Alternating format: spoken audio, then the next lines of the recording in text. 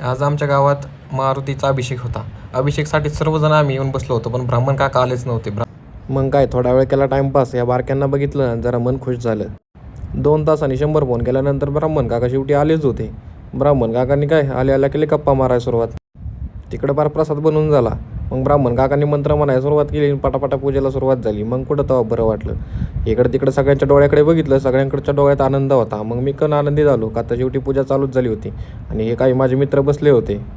शेवटी मारुतीरायाच्या सगळेजण मिळून पाया पडलो आणि पूजा संपन्न झाली. पूजा संपन्न झाल्यानंतर आनंद झाला. आता मारुतीरायाचं दर्शन घेतलंय म्हणजे आपल्याला कोणती काळी बाधा होणार नाही आणि काळा जादूही होणार नाही. याचा आत्मविश्वासाने मी निघालो आता पुण्याला. कारण मी सुट्टीला फक्त एकच दिवस येत असतो आणि त्यासाठी अभिषेकासाठी खास करून आलो होतो. मग काय गावाकडचे ते तुटले फुटलेले रोड बघत बघत निघालो पुण्याला. पुण्यात काम करायचं म्हणजे अवघड आहे मित्रांनो. घरी एक दिवस यायला भेटतं, घरी यायचं म्हटलं तरी दुसऱ्यांची परमिशन घ्यायला लागते.